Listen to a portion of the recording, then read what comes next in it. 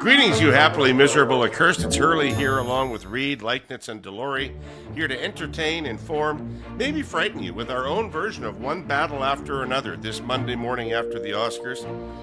Scott, Fred didn't watch the Oscars. Did you watch the Oscars? I watch Oscars. Hey, guys, let me ask you something. Do you know what politics and Hollywood have in common? The people who do all the work never get to hold the statue. That's right. Oh, boy. You're on fire. You're on fire. Let me tell you, that's the kind of quality humor people come looking to from us. I'm going back to bed. Artificial intelligence. Did you watch the Oscars last night? I watched the Oscars. I'm wearing my signed David Letterman jersey, sweatshirt here as a tribute to the job Conan O'Brien did. I thought he was funny as hell last night and made fun of Trump in some really great ways. I like the Oscars. It's an important quality. I'm still amazed people watch it. I'm a bit stunned by this conversation. Yeah, it's like a marathon. You guys are committed. They're moving it. Clips. You're not so. It's not so amazing, Fred. They're moving it to YouTube next year. Oh wow! And they're portraying this as a strategic shift, but I think it's really quite a demotion. The only time I ever see anything is the clips the next day. So why even watch the 3 hours of it when you just see the top, 5 minutes? Oh no, but you see it 4.5 first. hours. You see it first, right? Yeah, I just watched the red carpet coverage to confirm that Pedro Pascal continues to eat. Top tier. Very good. I don't know. I'm getting worried about my boy Pedro. It doesn't look like he's had a grape for 8 months. He must weigh like 16 pounds now. Something going on. Yeah, no, he's... I'm not mad about it, Scott. I'm not mad about it. You still want him to be the guy to come and save you in a tough spot? I think so. I think I would put my faith in Pedro. I like burly post-apocalyptic Pedro. But the best part is you don't have to choose Scott. He's got a big oeuvre. You can help yourself. He's got a big what? I'm sorry. He's got a an big oeuvre, what? a word. Oh my word! What, you only understand what kind of a show is this? Scott. You only understand Lord, when no it's wonder they're Latin. moving it to YouTube. It's filthy. Move us to YouTube. That reminds me of a great Rodney Dangerfield joke from Back to School, and I won't tell it. Because discretion's the better part of valor. But in any event, Since when? Always demonstrate. Fred, are you okay? I'm doing fine. Fred's just like, I made a terrible mistake. I thought when I was invited to the cool kids table it'd be different, but nonetheless, it's fun. No, that's It's right. really not. It's really not, and the food isn't even any good. There's a made in Canada solution to a rather large made in Canada problem. Let me unwind that sentence for you. We have a big labor productivity problem in this country. From 2014 to 2024, it stalled dramatically. The cumulative effect compounded year after year, and we fell further and further behind other countries. According to OECD data, Canada's real GDP per hour worked in 2024 was just 60% of the U.S.'s level. Not shockingly, if you've been reading the business press, and I mean every business press, AI has been identified as a key player in unlocking our productivity. To the tune of $760 billion added to Canada's GDP by 2035, according to a recent PwC report. Time for the Made in Canada solution. We are home to roughly 10% of the world's leading AI researchers. Yet AI implementation here still lags most other industrialized nations. So the happy upshot is there's still a big opportunity to grow our productivity with AI adoption. According to our presenting sponsor TELUS, a Canadian AI solution is vital to achieve that growth. Homegrown control is pretty top of mind for Canadians in sectors like healthcare, finances, and energy. But as we work to realize all that untapped AI productivity, we need to ensure it's our own economy and our own workers who benefit. TELUS's sovereign AI factory in Rimouski keeps the jobs and economic gains right here at home. Canadian headquartered, end-to-end Canadian operational control, truly sovereign. More next week on how Made in Canada infrastructure produces more for the Canadian economy. All right, here's the rundown today. Pierre Poilievre plays Rock'em Sock'em with his Quebec caucus over his endorsement of Don Cherry for the Order of Canada. Our cursed clipping comes from the great Shannon Proudfoot. It's her Mark Carney Year in Review opinion piece in the Globe, in which some guy named Reed makes some sharp observations. And the Liberals are now only 2 seats shy of a majority, with Laurie Idlout crossing the floor last week from the NDP. We'll talk about the implications. Then, always and forevermore, the great Mr. Pinsent and our Hey Yous. So, team, I want to start with the Proudfoot piece and the Carney thing in review. I think it's the most substantive discussion we have this week. So let's go, and I've got some quotes from Shannon's piece to tee us up. It was exactly 1 year ago that Mr. Carney was sworn in as Prime Minister following his landslide win in his party's leadership race. Since then, he's conjured up a wildly unlikely Liberal resurrection, reshaped how we talk about domestic policy and foreign affairs, and set out on what he pitches as a complete rehabilitation of the Canadian economy. But Mr. Carney has also spent these 365 days doing something no Prime Minister in Canadian history has ever done before. Figure out how to be a politician in real time in front of all of us. Now the Prime Minister sits at 63% approval, and his party has surged over the Conservatives. And yet, repeatedly over the past year, it seemed like Mr. Carney had reached a put-up-or-shut-up reckoning, when the confidence Canadians placed in him would smack into his inability to deliver swift or satisfying results. The tariffs are still in place, and the survival of the United States-Mexico-Canada agreement is an open and ugly question. And while the president is too busy destroying the Middle East at the moment to threaten Canadian sovereignty, surely one day he'll get back to it. Domestically, Mr. Carney's major pledges, building homes faster, creating a culture of permission rather than obstruction on resources and big projects, transforming the Canadian economy into something more robust and unified, are not short-horizon issues. As he's cycled between pugnaciousness, dismissiveness, and strategic docility toward Mr. Trump, the Conservatives have tried reasonably enough to pin Mr. Carney on the idea that he hasn't really fixed the big sweaty orange problem he was hired to solve. But then no one has. It's not like Canadians are glancing in envy at countries who curtsied more deeply or flipped the bird more vigorously and then landed a better deal. So, that's sort of her summary of how the last year has gone for Carney. Fred, as he sits at what surely is his peak, as Shannon hints at in the article, are there things in his persona that we've seen in the first year that you think will ultimately drag him back down to earth? Well, there's the going view in Ottawa is that this is a one-man show or a very tight team. He's got his senior leadership around him, and they are making sure that every decision flows through them. And I think that's a big risk if that's the case, if that's how it's operating, because you bottleneck things. He can be out there demanding things get done and pushing hard, but does it happen when decisions actually can't be made that quickly? So I think that's, and that seems to be his personality, though, where he wants to oversee everything. Or will he let his cabinet govern? Will he let them actually follow his mandate and just get things done? Given that he's inherited mostly Justin Trudeau's cabinet, maybe he doesn't trust them so much in their abilities to do things. This was a government that didn't get a lot done under the Trudeau era. So that would be one of his big risks right now, is his management style, if that's how it's working out and how it plays out. Scott, just to pick up on that, if I'm being honest, and I should be honest. This is a show where we're honest and we say honest things. Get your hopes up. No, I'm not going to do that. Zero intention. I'm not going to fucking do it, just so you know. Right? I won't be speaking honestly at all for the next 90 minutes. I just want to be clear about that. If you'd asked me a year ago, given the rhetoric that we were hearing, whether I thought there would be more houses being built or modular houses being constructed, I probably would have said yes.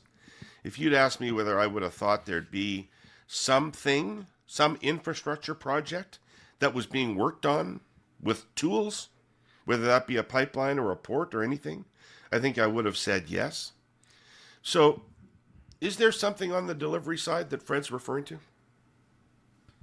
Maybe, but I think it's an unwise assumption on the part of the opposition or its critics to count on that, because those things can happen, right? And so maybe this drumbeat of, well, where are the houses and where are the... I mean, we could wake up 2 days from now and they could be announcing, along with Danielle Smith, conservative premier, right? They could be announcing a pipeline. There could be a private sector proponent. So those things are solvable problems, or at least they're issues that might get addressed. So I wouldn't want to strategically bet the farm on that if I was his critic. I think, and I'm not convinced that his management style is a vulnerability. I just don't, at least not in the broadest terms.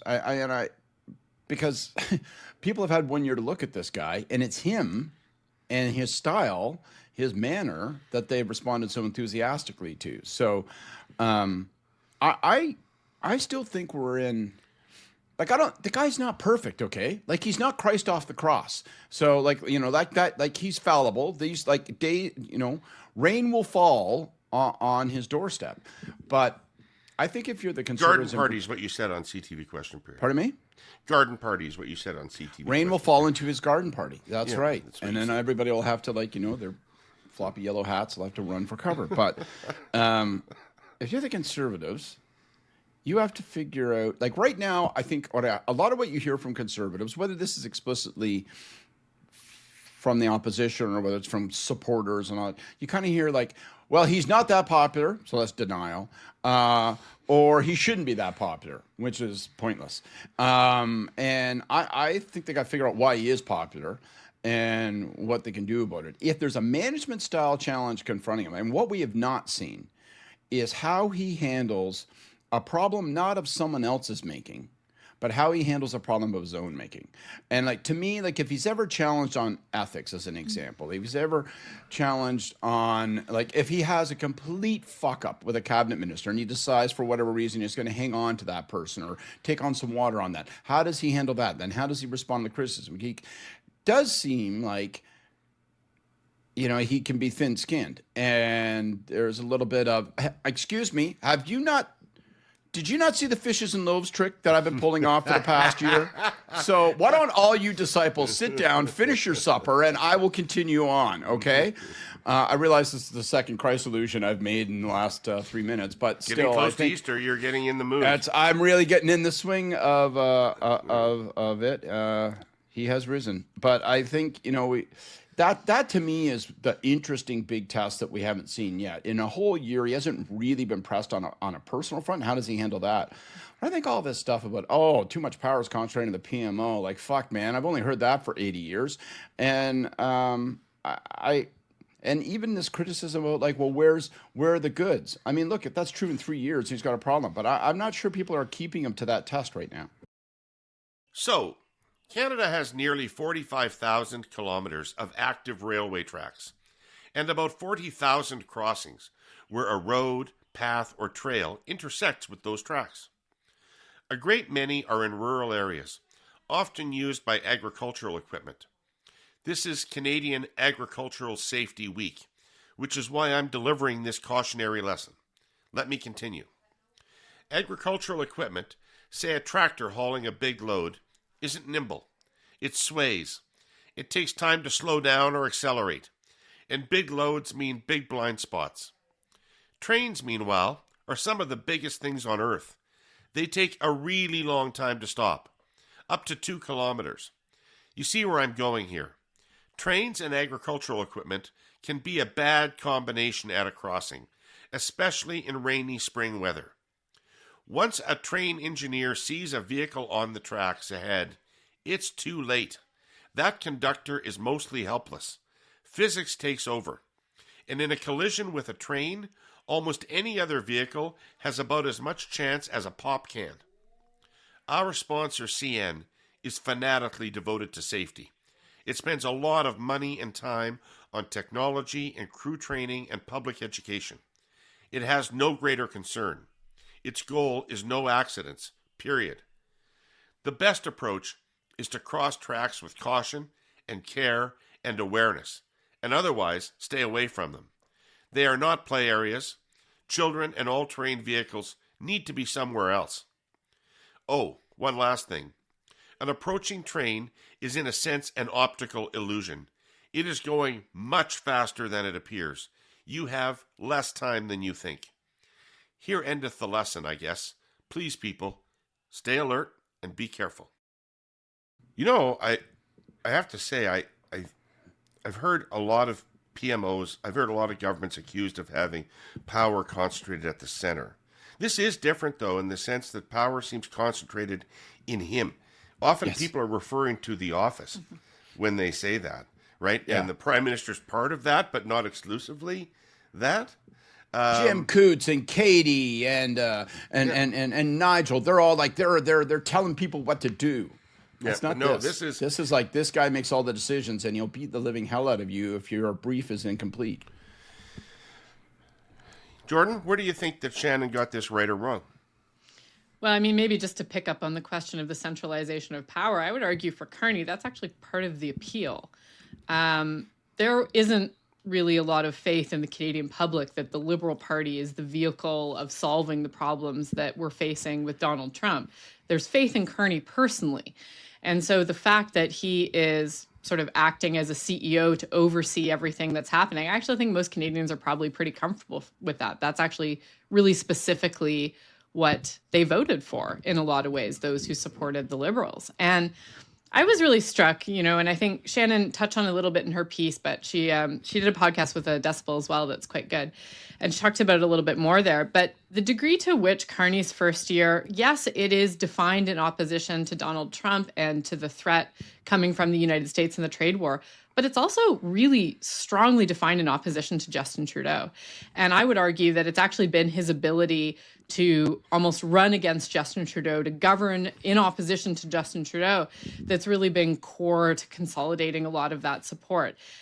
In ordinary times, you would expect that he would need to be running against Pierre Poilievre, but Poilievre has had so many own goals and has been so wrapped up in a lot of issues of his own making this year that actually hasn't been the main opposition that has structured what Carney has been doing. I think it's really a lot more been about carving out a field that's really, really different than how Canadians were feeling about the Liberals under Trudeau for understandable reasons. Every Katy Perry selfie is worth 3 points in the polls for Mark Carney. This is a demonstrated scientific fact. Probably doesn't hurt. It doesn't hurt. But I think, you know, look, and you've talked about the gaps, you know, others have talked about the gaps on delivery. And I do think that over time, that is a risk for this government. He has really, really invested a lot of political capital in very long-term things that maybe potentially improve the Canadian economy, particularly if you believe in a certain form of trickle-down economics.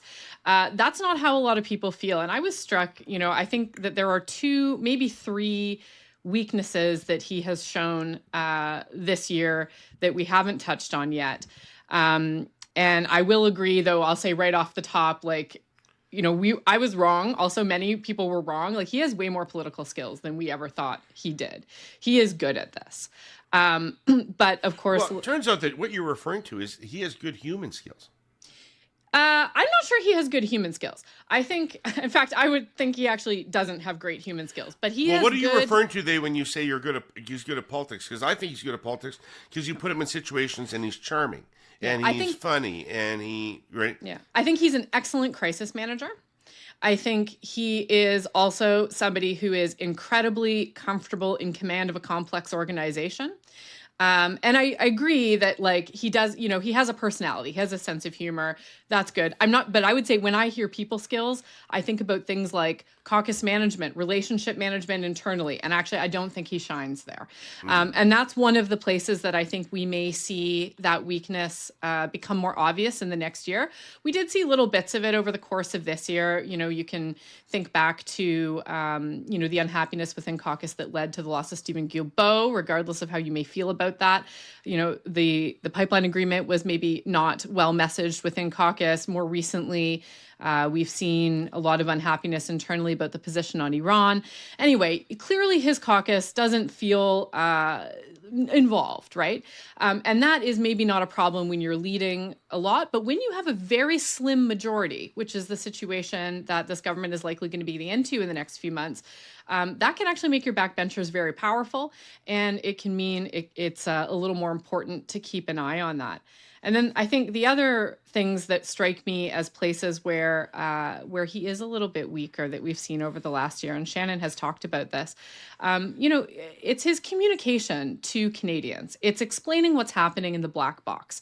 This is a government that wants to go away and do the work, but doesn't spend a lot of time talking to Canadians about the work they're doing, about why they're doing it, about their priorities, in a way that would bring people along with them. So when that's going well, that is fine, and Canadians seem to have a high degree of trust in the Prime Minister. But it's not love, right? It's not love, and people are not necessarily bought into the whole shebang.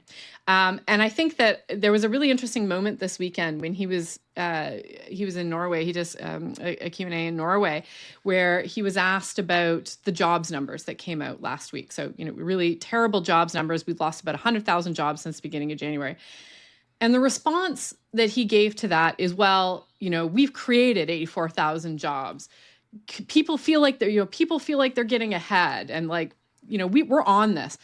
And really, it's just such a mismatch to how Canadians are feeling. They do not feel like they're getting ahead. They do not feel like that's what they're seeing in their communities. And so I think that there needs to be an attentiveness there to that gap between what Canadians are feeling and how the Prime Minister is talking about what the government is doing. He is successful as an anti-politician, just to finish the thought. He's successful as an anti-politician, but he does not have any single wisp of a touch of that populist feeling that would connect him with the realities on the ground. And I think that is a danger for him, because the larger the gap grows between what he views as the government's record and how people feel the government is impacting their lives, that's a dangerous chasm there for him. Yeah. Context, as they say, is everything. And right now, much of the context is the war in Iran, the resulting worldwide disquiet, and the very real inflationary effect it's having on the price of oil and other consumer goods like food. What's driving that, of course, is the disruption in the Persian Gulf. What's not, despite recent claims to the contrary, is Canada's industrial carbon pricing system. That reminder comes to us from our sponsor, the Canadian Climate Institute. The Climate Institute has been researching and modeling industrial carbon pricing thoroughly and has found no meaningful impact on what you pay for these products. Not on the price at the pumps, it isn't applied to the cost of gasoline for one, and it doesn't add big costs to oil sands producers either. Currently, just 9 cents per barrel of oil on average. Even if the policy is strengthened in line with the Canada-Alberta MOU, it would still only add the cost of 1 Timbit per barrel. And even those small costs don't get passed on to consumers. Oil producers sell their product at whatever the price of oil is on the international market. On food, it's a similar story.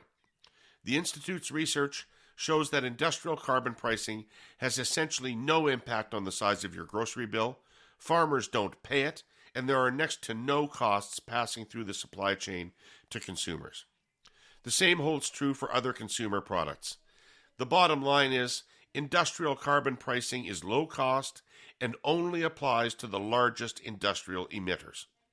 All this as it cuts emissions and creates a competitive, clean economy with huge incentives to invest in low-carbon projects. For more valuable context, go to climateinstitute.ca. You raised something so interesting there, Jordan, a number of interesting things, but one of the things that's so interesting to me, and I'm interested, just want to divert and get your guys' take on this, is talking up the economy. I don't really get it. And it's not just him. I interviewed Finance Minister Bethlen Falvey for the Empire Club last week. He's an impressive guy, but he was doing the same thing. And I asked him directly about it, and he didn't really seem to want to answer. But with this pressure, with these tariffs from the United States and what's going on, you have a perfect rationale to set people's expectations low, to say, yeah, things are tough, and they're going to be tough. Talk about the Canadian economy the way Stephen Harper talks about the Canadian economy. And that gives you the latitude to do big things. That gives you the latitude to make changes that take a little bit of time. I don't know why they want to respond to bad jobs numbers with arguments about how the economy is better than people think it is, or that the stats may indicate that it is, because I think they have permission for the economy to be lousy and it's not their fault. Fred? Yeah, fully agree. I think that's one of the big risks they have is eventually things are likely going to get worse and worse before they get better. And if they're making it sound like everything is rosy now and going well, when those things happen, when recessions really start hitting because of the trade war with the U.S., people are going to be looking to, wait a second, your plan's not working. You're planning all this. You're promising all this. You know, is it all talks, no shovels? Is that what we've been seeing here? Yeah. So there's risk for sure. I just want to go back quickly, though, about Carney's politics. We talked a lot about his, is he really a politician? Does he understand our business and our game? And I've been thinking back, we're the 1-year anniversary of his becoming prime minister. I think one of the best political decisions he made was actually in the fall of 2024 when he chose not to join Justin Trudeau's cabinet, right? That's what blew up this whole thing when Freeland was fired to replace him as finance minister. He was going to come in supposedly. Yeah. And he had the political instincts to know that that was a terrible idea and bailed on whatever that was. Now, I assume there were some discussions where if you're firing your finance minister, you must have had some deal in place to bring in the new guy. So he saw where that was going and got out of there. And I think that does show that he actually does have some more political cred than we may have originally thought. Yeah. Scott? I just want to pick up on that for half a beat. Like, I think it's fascinating to think back to how cross-pressured he felt at that time. That on the one hand, that if he aspired to be leader, he was going to have to come and rally to the cause of the party. The caucus and others were calling and saying that you have a duty, an obligation to step in as finance minister and help the prime minister and the government, which is teetering on the brink of ruin.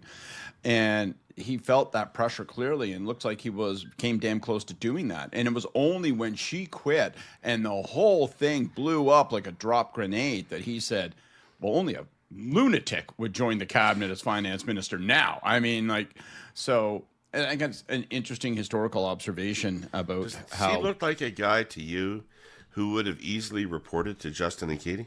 Well, that would have been a fascinating dynamic. I think it also would have ended Mark Carney. Oh no, we're not doing that. Okay, what are we doing? Right. Exactly.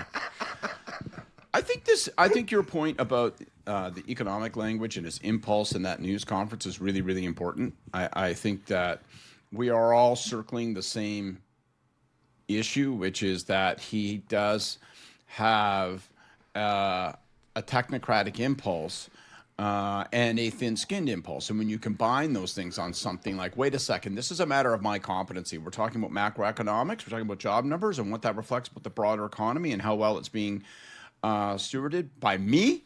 Okay, back up. I'm going to explain the numbers to you.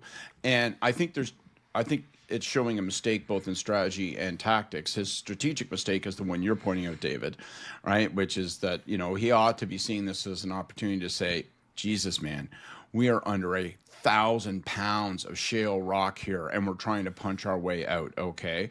And most Canadians would nod their head. The second thing is the manner in which he goes about deconstructing an argument that's critical of him. All right, 4 things. First thing, fuck off. Second thing, also fuck off. Third thing, you're not accounting for the revisions that took place in the November numbers, which in fact put an entirely different light on Q4. So if you actually want to talk to me about this, please, before you pose your question, do some research, okay?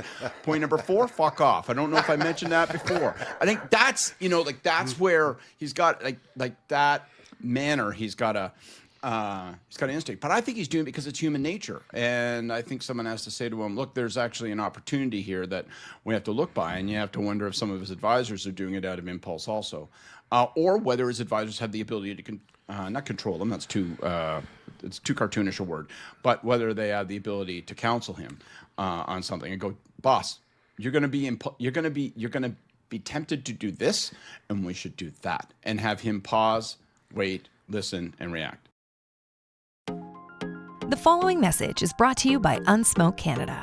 Not all nicotine products carry the same risk. Smoke-free alternatives, like heated tobacco, vaping products, and nicotine pouches, don't burn tobacco or produce smoke. While not risk-free, evidence shows they have the potential to be significantly less harmful than cigarettes. Yet, Canadian regulations restrict access and limit communication about these alternatives, keeping adult smokers in the dark. Sweden has accepted this science, embraced smoking harm reduction, and driven smoking rates below 6%. Canada has the tools to do the same, but it requires political will. It's time to align regulation with science, expand access to smoke-free products, and empower Canadians to make informed choices. The evidence is clear. The opportunity is real. Canada can be smoke-free. Learn more at unsmoke.ca. Now, Shannon is, and Jordan, maybe you could just take a run at this. Shannon is pointing out something odd in her piece, which is that Carney is more popular a year after being elected than he was the day after being elected, which is not normally the case, right? And so what do you think it is? And maybe you could take a particular glance at the voters who left the NDP to go to the Liberals. Why is that a durable move at this point in time? Given what they've seen over the course of the year. Yeah. I mean, look, I think a lot of that tracks with what we're seeing out of the US, right? So there's a pretty clear correlation in terms of Carney's support in Canada and upticks that matches when Trump is more visible, more visibly crazy, more erratic, and more involved in the Canadian discourse in one way or the other. And so I think we're in a period right now. So since really the beginning of the year, where you had Venezuela, you had the Davos speech, which again really highlighted that contrast. You've had the action in Iran. So we've really seen a high degree of Trump content within the Canadian political news cycle and with the news cycle in general. So I think that when that is the problem that is uppermost in people's mind, then Carney is the solution to that problem. So I think that that's one piece of it. I think that the second piece of it has to do with the alternatives. So, of course, right now, and we've talked a little bit about this, but, Poilievre has had a challenging period where he has really been focused a lot on his internal stability, his leadership. It's been a look inward with only, in the recent weeks, a bit of an attempt to turn outwards. And focus on a more moderate message that would engage a broader swath of Canadians. So he's been a little bit off that chessboard because he's been dealing with his own things. And then, of course, the NDP. They are in the middle of a leadership race, very low profile right now. The news about floor crossers, people leaving the party, that's not helpful. So I think that, again, when there's not a sort of strong, invisible alternative that people kind of find to be credible, and when they don't really see a problem necessarily with how the prime minister is handling the main concern, which in this case is Trump, I don't think that they feel obligated to peel their support away. I think that the real test, though, will be when Trump, in those periods, because I don't think he's going to go forever, but in those periods when Trump fades from the headlines, I think that's where you're going to see maybe a more natural sense of gravity kind of reassert itself into Canadian politics, and where there will be elements of that sort of center-left base that could be potentially peeled back by the NDP. But again, that's going to really depend on what happens coming out of the leadership race, how the party positions itself, and whether they can fight their way back into the national story at all. For them, the biggest challenge right now is really invisibility. And so that, I think, is a big factor in what's going on. Scott, Jordan's answer seemed to be what you were alluding to on Question Period this weekend with Vashi when you said this isn't a left-right thing, this is a north-south thing. Yeah. Is that what you were saying? That's... I mean, and I'm repeating because it is curious that you got a guy that conservatives say is a progressive conservative, which is why he's drawing votes and members from them, and yet at the same time appears to be a very compelling figure to New Democrat voters and members. It's kind of a pretty curious thing.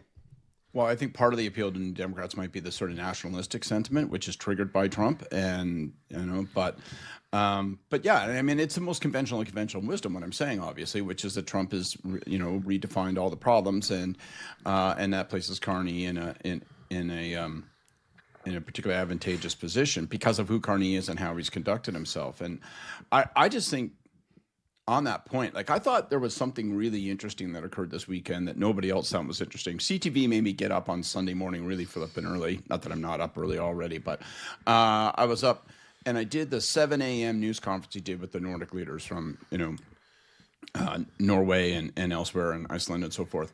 And I thought it was pretty interesting when you watched that news conference, which I'm doubting many people did. You saw something happening that is this dynamic post Davos that I think, and particularly maybe even more than we've talked about, is being lit up by the unilateral incursion into the Middle East by Trump, which is that you can see the rest of the world that's not the United States and is trying to figure out how to struggle with this Trump presidency, moving and gravitating toward Carney. Like I thought at that news conference, I know this sounds like I'm slavishly praising, but in that news conference, in body language and in spoken language, all of those leaders deferred to Carney. Like talking about the need to bolster our defenses, to bring NATO, i.e., make certain that the United States is part, not against what we're trying to do in protecting and defending the Arctic and our North. Like you could see them deferring to him. And when we watch what's happening, today the prime minister's with, the leader of the UK, when you see what's happening with the discussion on Iran, you can see the rest of the world going, you know what, maybe us middle powers do have some cards to play. When Trump says, God damn it, I went in unilaterally and now I have no plan whatsoever. So now I demand that the countries I did not consult come to my rescue when it comes to the Strait of Hormuz. And you can see the rest of the world going, 8 months ago, we would have said, yes, sir, 3 bags full, sir. But now we're actually learning that, like, we're just going to lay off for a little bit. And I think part of that is what the domestic appeal of Carney is that people see him on the national stage, but also on the international stage, leading the anti-Trump movement. Even as sometimes he has to kind of defer to him and growl a little bit, all that stuff. And I think Canadians respond to that very positively. And as for this they've idea actually about, never seen anything like it. Like there were prime ministers who had impact on the world stage. We're talking 35, 40 years ago, Mulroney and Pierre Trudeau before him. But it's been a long time since a Canadian prime minister registered at all. But even Trudeau and Mulroney weren't playing the same role he's playing. Yeah.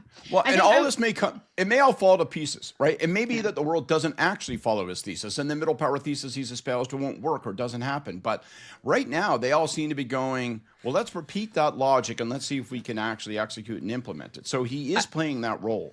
I also think that Carney and that Davos speech came at such a critical moment in the discussion in Europe as well. So when you see that posture of the European leaders towards Carney, it's also like these are people looking at like a fucking life raft because their internal discussions within Europe have been so divisive, so fractured, so politically weak in many of the countries that having somebody who's outside that discussion who articulated what is a clearer and clearly more compelling vision for a lot of people within Europe is a lifeline for them. So I would read it also in terms of what their own necessary domestic politics are in Europe. And I think that there's an element like also just of star power to Carney right now. And we did see that aspect maybe without the content behind it with Trudeau early on in his prime ministership as well, where, he goes to the, and people want to be with him. They want to be. And so there is like an element of that star power, as well as the fact that Carney is a bit of an answer to some of the European political questions that are top of mind right now. So we'll see if this lasts. It probably will, because I think that the history shows too that, for a lot of those European leaders, like when that association is made and that star power is there, that's gonna endure. He's gonna be, I think, a fixture in those conversations in the next years to come, precisely because he's outside of the really divisive and sort of dead end politics of the European Union right now. On that front, though, it's a vacuum has been created with Trump's abdication as leader of the free world. And it's allowed Carney to step into that, and it's an opportunity for him, for sure, to do that. Mm-hmm. Affordability isn't just the price of a home anymore. It's groceries, it's childcare, it's energy. Surveys tell us the same thing again and again. Affordability is the number one issue on people's minds. Our sponsor, Enbridge Gas, understands that. Natural gas helps keep energy costs predictable and manageable. so families aren't surprised every time a bill shows up. It's dependable energy, delivered. But affordability doesn't just happen. Behind the scenes, teams of highly skilled Enbridge Gas folks are working months and years ahead, designing the system, maintaining it, stress testing it, long before anyone ever sees a bill. They know customers want value for their energy dollar, whether it's a family of 4 in Toronto or a large greenhouse in Leamington. Keeping energy costs manageable for Ontario homes and businesses is at the center of what Enbridge Gas does. A big part of this work happens at the Dawn Storage Hub. Natural gas is stored underground when demand is lower and prices are steadier, then delivered when demand spikes. That storage acts like a shock absorber, helping smooth volatility and keeping costs in check. Energy affordability doesn't need to be another thing to worry about. If a Canadian election ever turned on attitudes in Europe, it was in the 40s, the 1940s. So that's a long time ago, right? So I'm going to bet that the next Canadian election is not going to turn on what the Prime Minister of Denmark thinks about Mark Carney and his Davos speech. You and I on the Hurley Burley once had a really interesting conversation about what kind of politics Poilievre's good at and what kind of politics Poilievre is not good at. And you had a theory about elections and how he might have not done very well at all in the election you ran, but might have done very well in some other elections, say 2019, had he been involved in that one. Given the Carney that we've just spent a half an hour describing, how would you be positioning Poilievre? Poilievre himself is a challenge.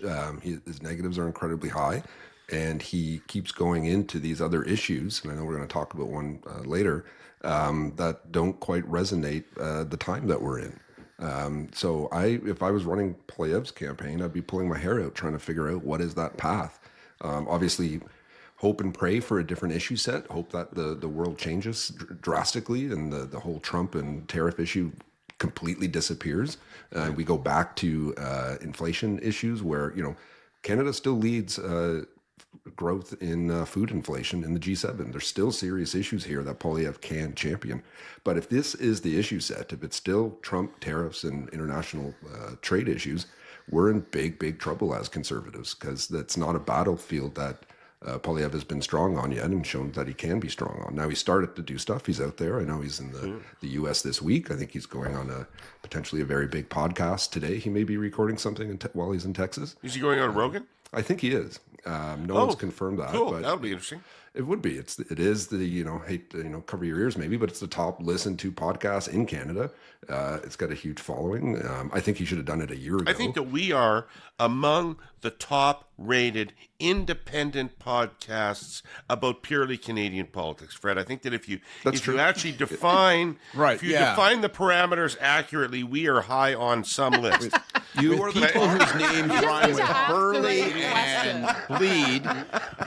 You are the top Canadian content for sure. The top three podcasts. I looked it up to confirm before I said that Joe Rogan was top. Like, what is it? NBC Dateline and some other, the Daily Wire. The Daily. I've urged you, Hurley, either do murder or shave your head. One or the other. Pick a lane if you want to play in the big leagues. I'm not going to shave my head. I've spent so much money on my hair over the years, so I'm going to have to kill somebody. You tell me who it is. To summarize, this issue set is very bad for us and very challenging because Carney's done a very, he is the man for the moment in many Canadians' eyes.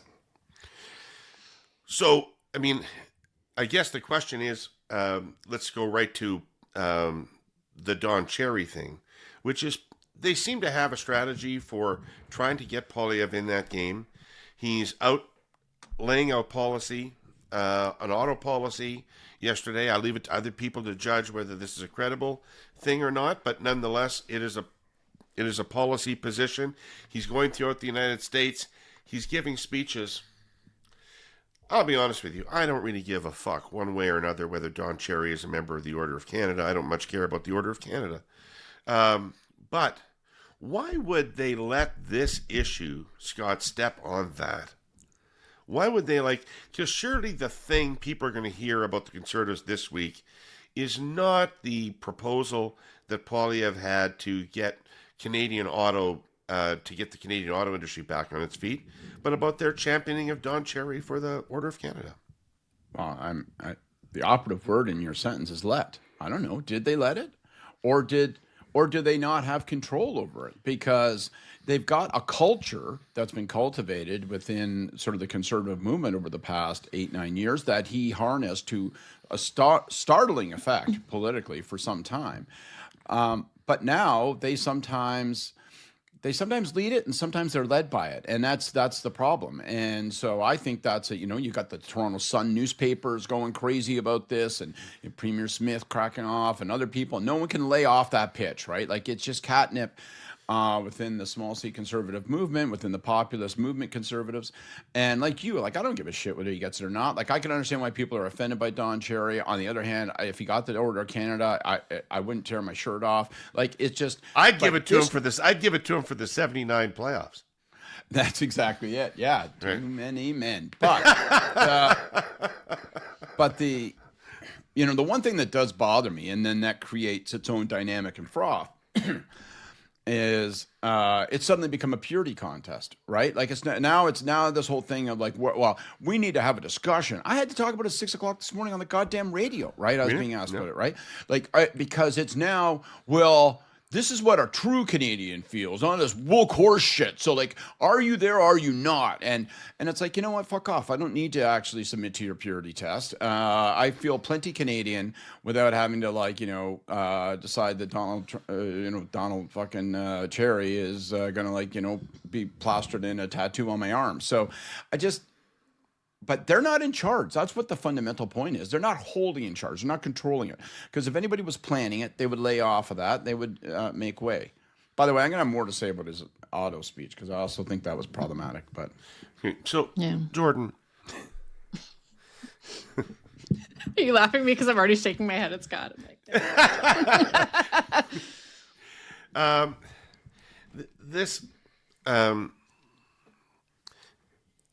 To link the two conversations we've been having, Canadians believe we're in a very serious time. Very serious time. And Canadians believe that Carney is a serious person for that serious time. Here's my setup softball question. Like, what is a shittier response to that than talking about this? Don Cherry, talk about making yourself look unserious.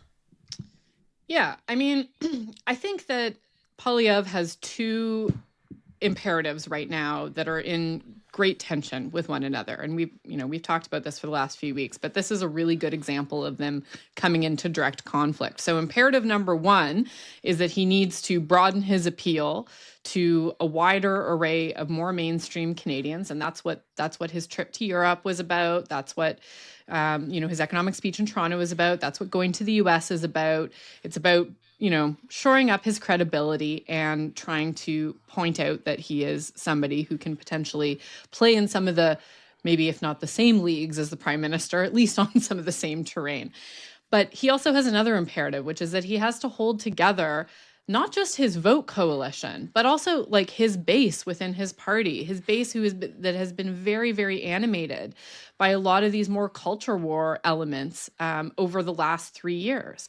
And so he has a tension here. He needs to do that broadening, but he's also got to continue to feed the base to deal with that internal division. But of course, the problem comes when I thought he was past the convention. He didn't need to care about his base anymore. Well, I think that what we're seeing is that his actions are to the contrary. He clearly seems to think that he still needs to feed this base. And I'm going to give two examples. This is one. And I will disagree a bit with Scott. Like, this is not a bozo eruption. You can see the petition about this. This is hosted on the Conservative Party's website. They're using their main accounts to promote it. So like, this is something that the Central Party has okayed. So it's not just one backbench MP. There is like the party's putting infrastructure behind it. So that indicates a choice there. We can also see that they spent, at the same time that Carney was in Europe, what were they doing in the House? Well, they were counter-programming with a motion that was like an anti-refugee healthcare motion. Again, this is something that is reaching out to that same segment of the Conservative base. So they are clearly making choices that are not one-offs, that are not at the fringe of their party, but are rather being made centrally to try to do both of these things at the same time. And of course, that is a risk. And this is a really good example of one that, they landed a clever wedge right in the middle of their own caucus. There are, I think, a lot of topics that would likely be very animating for that base within the Conservative movement, but that don't have the same regional cleavages that this one does. And I think, to me, it's really interesting because it might also suggest that he's not getting good Quebec advice. He's not getting a good, strong Quebec lens on those decisions internally. Because, of course, what is the first cardinal fucking rule of Canadian politics? It is you must have a regional lens on these decisions that you're making. And I think that, it would suggest that in this one, they likely didn't. I think that they have probably done more harm to the Conservative brand in Quebec this week than they've done good with any of the trips and anything that they're doing. And they've done it at a moment where the Conservatives are already struggling in Quebec. So it's a double blow.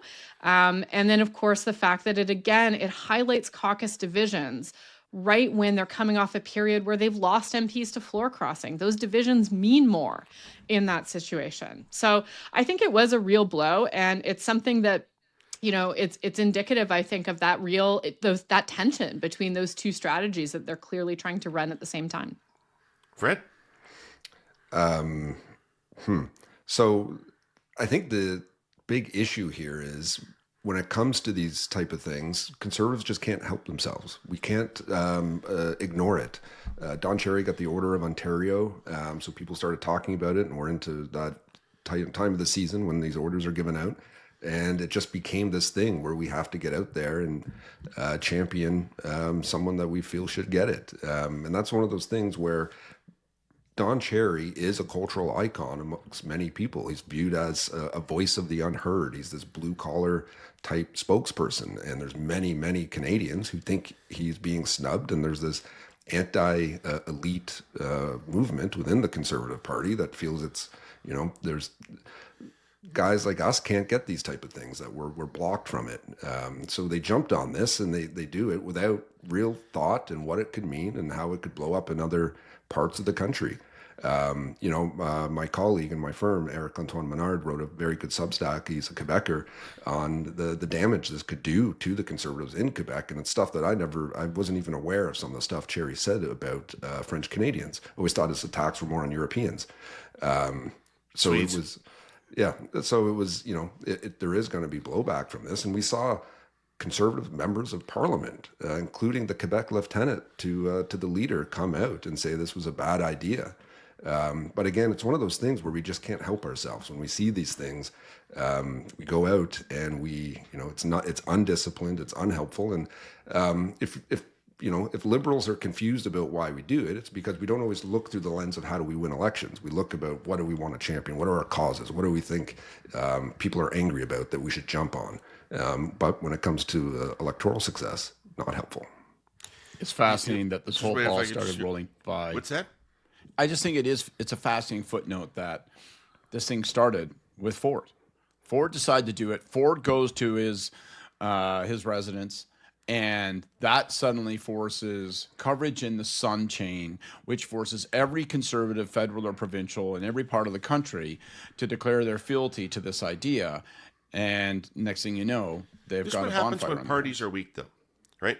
Whether it's the Liberal Party in the prairies, or the Conservatives in Quebec, or the NDP pretty much anywhere. Not anywhere, David. When you have no presence or a really, really weak presence, that voice is not strong enough in your internal coalition to get you in trouble. So the Liberals would never make the Don Cherry mistake because Quebec is a very, very big part of the Liberal Party, and it wouldn't get anywhere before people kiboshed it. But the Liberal Party could make a similar mistake about Alberta. a similar mistake in I would have tone. said it in the morning meeting, and Francis Fox would have gotten up, come across the room, and beat me to death with an ashtray right in front of the Prime Minister. There wouldn't have been a further discussion. Yeah. And it would have been my fault that there was an ashtray there.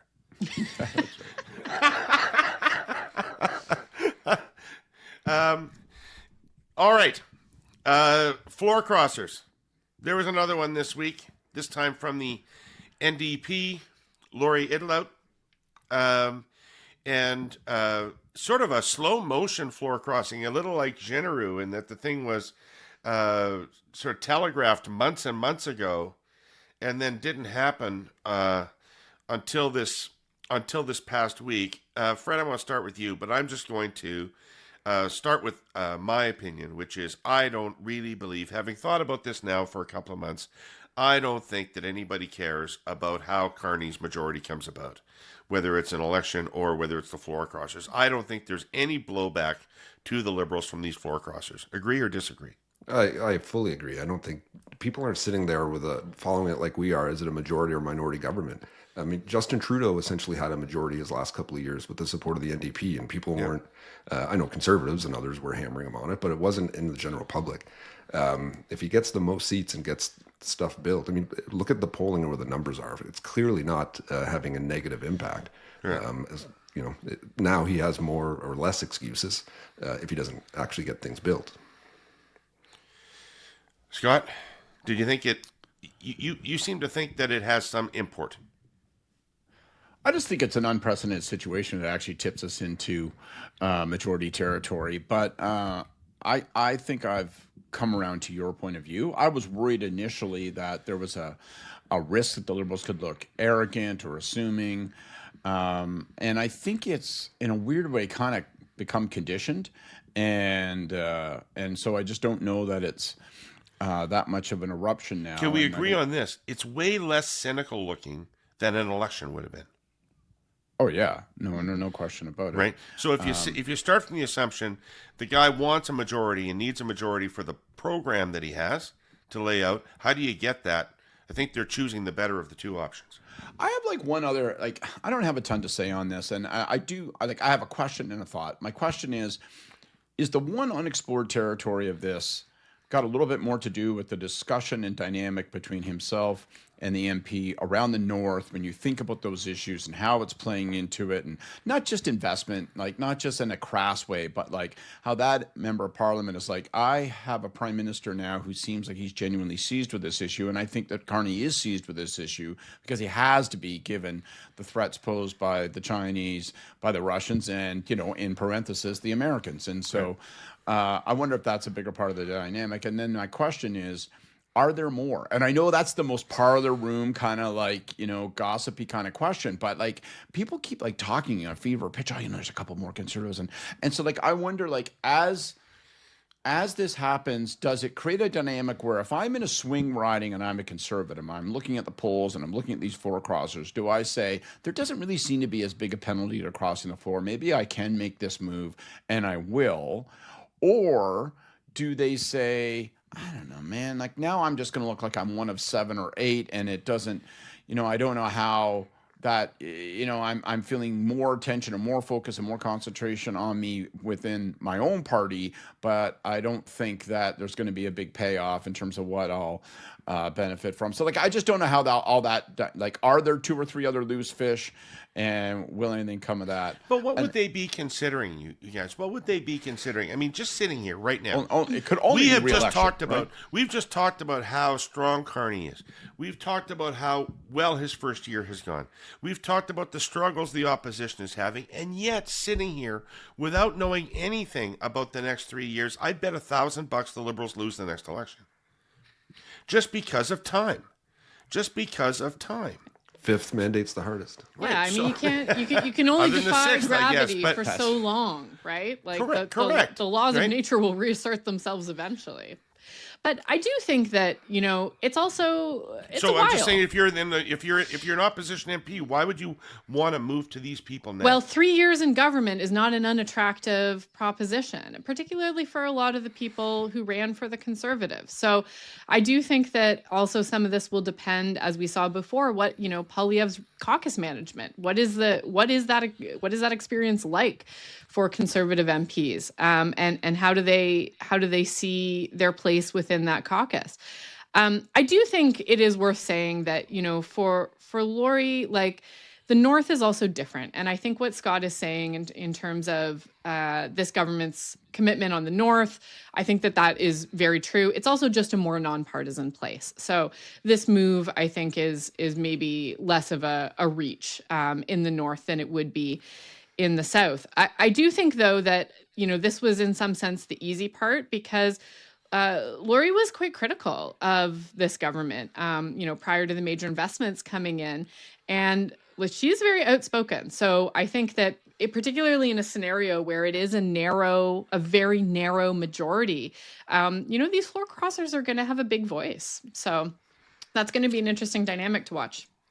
Just to turn them all into a group of Joe Manchins, right? Where they do you suddenly have a shift in the dynamic where 4 or 5 or 6 people can say to the Prime Minister, "I hold your fate in my hands." So, how do they handle that? I think one of the calculations for MPs, if they were looking at jumping, folks like d'Entremont, if they were worried about, will this Parliament last a year if I don't? Now we're in the situation where I think this Parliament could last another 2 to 3 years. So I think that motivation of saving yourself and your seat has dissipated a fair bit. So the risk isn't quite there. So I think that could really throw a lot of cold water on any MPs that were thinking, because if you just wanted to stick around for a few more years, either you're retiring or whatever, or in a tough seat, you have that time now, at least, that you can still cross in a year or two. I'm sure the door will still be open if that's the situation they see themselves in. Did a lot of people run for the Conservatives because they were going to be in government? Like, this is actually normally a trait I would associate with the Liberals more than the Conservatives, that the Conservatives have hardcore people running for them that really are believers. And I didn't see Poilievre doing much to recruit people for government.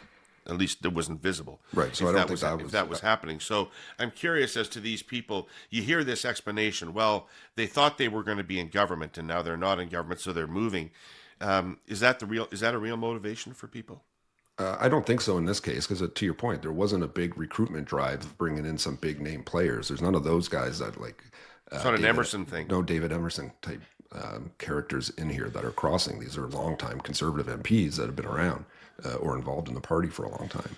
So I don't see that at all. Right. Cool. All right. Anything more, or should we call in Gordon Pinsent? Mr. Pinsent. Yeah, Mr. Pinsent. Let's have Mr. Pinsent. Ladies and gentlemen, please return to your seats. The Hey Yous are about to begin. All right. Who's got a Hey You for today? I got a Hey You. Excellent. I got a Hey See, You. I always like to ask in case somebody like you volunteers, so it doesn't have to be Jordan. I know in most cases it's going to be Jordan who goes first because she's ready and she's got her hand up, but you can go, Scott. Well, I'll go first. We touched slightly on it. I just a couple of aspects my Hey Yous to Pierre Poilievre and his U.S. trip, and I think making a serious effort to look serious on serious issues is a sensible thing to do.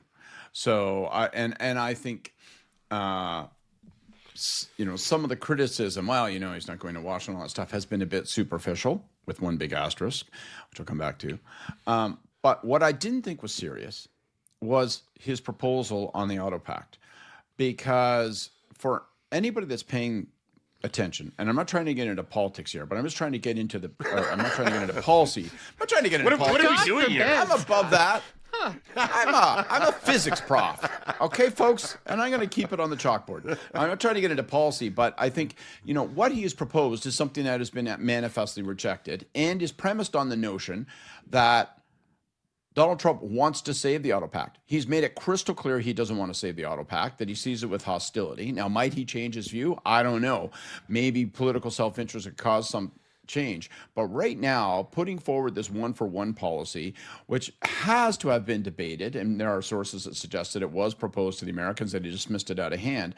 I mean, I don't know, maybe it gives you a talking point, but it is a little bit like saying, well, why don't we station people on the moon to see if there's oil there? Like, it's not realistic. Trump is not interested in saving that. And it highlights the issue you were talking about last week, David, which is that if you consistently position yourself as we will pursue policies that are at the mercy of the United States and their response, you're not going to like where that ends up.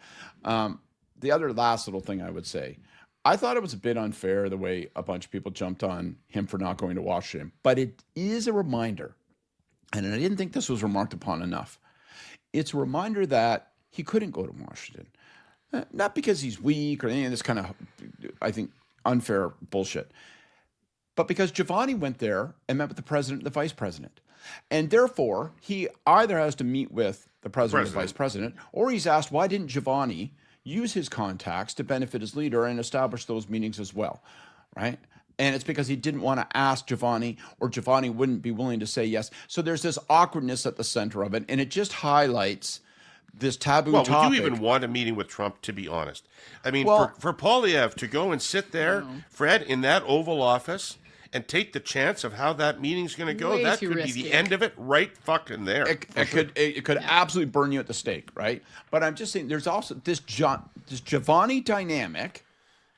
It is real, and it is persistent, and it manifests itself in ways small and large on an ongoing basis. It took away the opportunity. If he wanted to actually have that meeting, he couldn't now. You're right. Yeah, that became the access yardstick.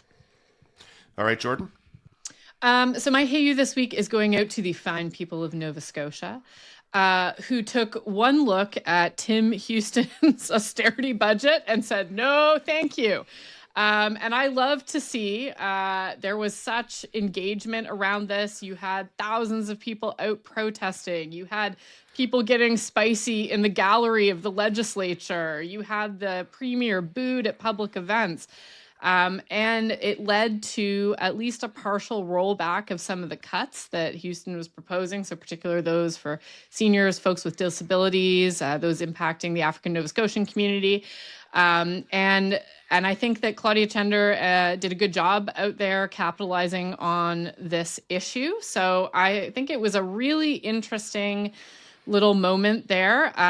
We live in a time where that kind of engagement seems like almost a figment of an earlier time, that you can make people mad and they come out and protest, and you can actually lead a government to reverse almost half their cuts.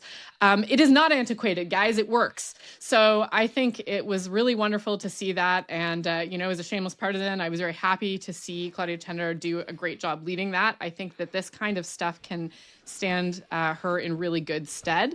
And, Tim Houston learned a lot this week. So let's see if they go all the way to rolling back the cuts in arts and culture, which seem really boneheaded, particularly at this moment in our economic trajectory. Okay. Well, all right. There was a spirited intervention. All right. Fred has views. What do you know about Nova Scotia, Fred? I'll give my hey you to Tim Houston for being a strong leader and being humble and fair and putting out fixing a mistake that his government made. That's not actually my hey you, but that is my view. We'll take it. We'll take it. I do think he looked strong on that. I thought that was a good and smart move by him. My hey you is Nova Scotia related though. The Minister of Natural Resources, Kim Maslin, hey you to her. As we all know, politicians take a lot of shit from people, and female politicians in particular take way too much. Someone tried to break into her house a few weeks ago, and it's been reported in the news, and the person's been caught. But it's just a terrible reminder of how awful people are to our elected officials at times.